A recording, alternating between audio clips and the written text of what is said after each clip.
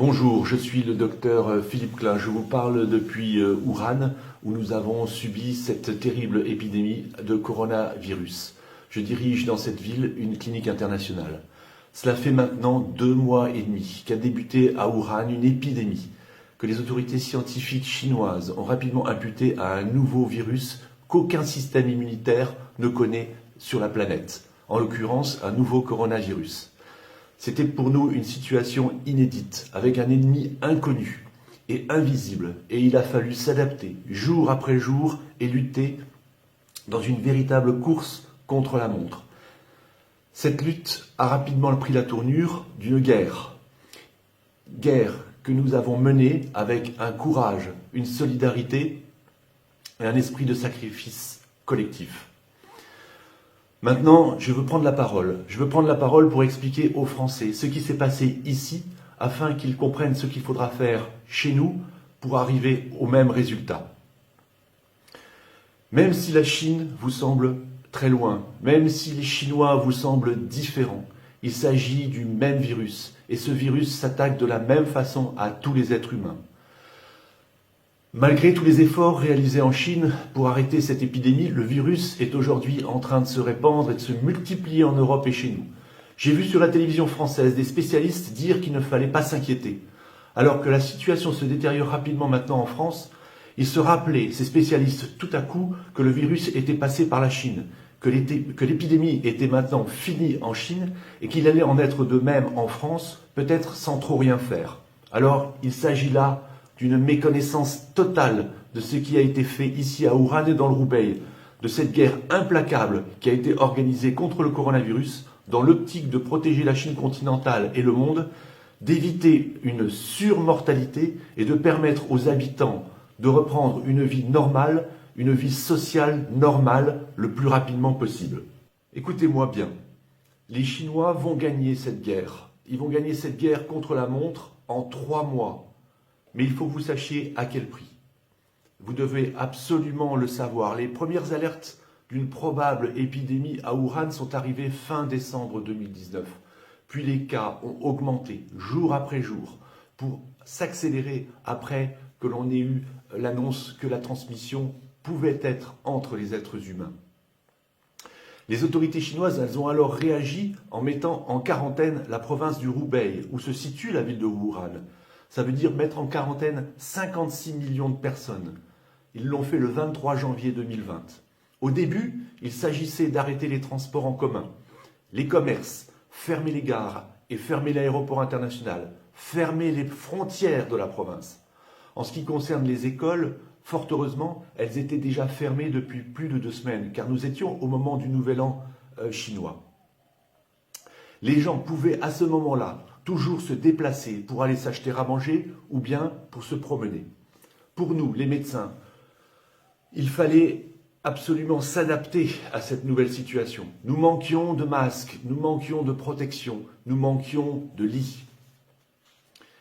À ce moment, la prise en charge des patients présentant des symptômes peu marqués, c'est-à-dire 85% des personnes dans le cadre de cette infection, étaient confinés à leur domicile. À la mi-février, les autorités chinoises ont constaté que toutes ces mesures étaient insuffisantes. L'épidémie n'était pas contrôlée après 3 semaines de quarantaine. Et donc, il fallait absolument intensifier la guerre. Et c'est à ce moment-là que les autorités chinoises ont pris 2 mesures radicales qui ont changé le cours des choses.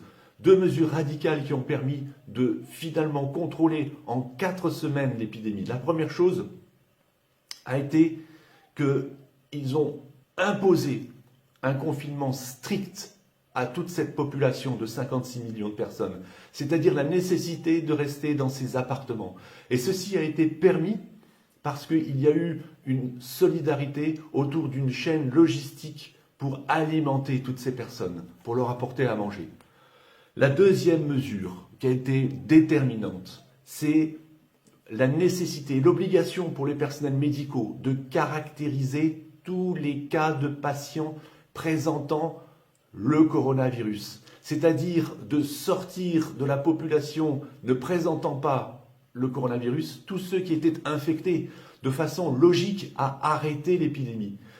Ceci a été permis grâce au travail des médecins qui ont isolé les patients présentant le coronavirus et les patients au contact de ces sujets sur des critères cliniques, sur des critères scanographiques essentiellement, car on sait que ce coronavirus donne des pneumonies avec des images tout à fait caractéristiques au scanner thoracique.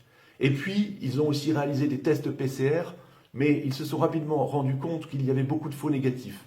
Donc, ils ne se sont pas totalement concentrés sur ces tests PCR. À partir de là, les sujets qui présentaient le virus et présentaient des formes graves, c'est-à-dire à peu près 15% des cas, ces sujets-là ont été bien entendu hospitalisés.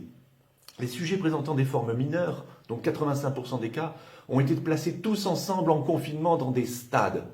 Et les sujets contacts, eux, ont été placés dans des hôtels.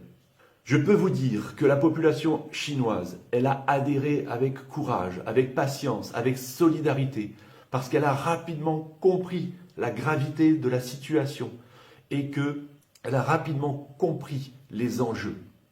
Au prix de ces efforts que je viens de vous décrire et de ces procédures implacables, la Chine va maintenant contrôler l'épidémie sur son territoire en 3 mois, avec entre 4 000 et 5 000 décès, malheureusement, et entre 80 000 et 100 000 cas de personnes infectées. Mais que sont ces chiffres par rapport à une population de 1,5 milliard de personnes? Je vous parle ici parce que j'ai la conviction intime, pour l'avoir vécu dans ma chair, avoir vécu toute cette crise sanitaire ici à Wuhan, en Chine, que toute mesure moins performante que celles appliquées en Chine entraîneront un plus grand nombre de morts et des conséquences économiques désastreuses dues à une épidémie plus longue dans le temps. Je vous exhorte donc, vous, Français, à appliquer à notre façon, dans un souci de santé publique et dans un souci de protection des individus, les règles de maîtrise efficaces prouvées ici par la Chine, et cela le plus vite possible et de façon implacable. J'ai une pensée énorme pour les patients qui souffrent en France, pour mes collègues médecins et les infirmières, ainsi que pour toute la population. Je vous soutiens de tout mon cœur parce que je suis passé par là.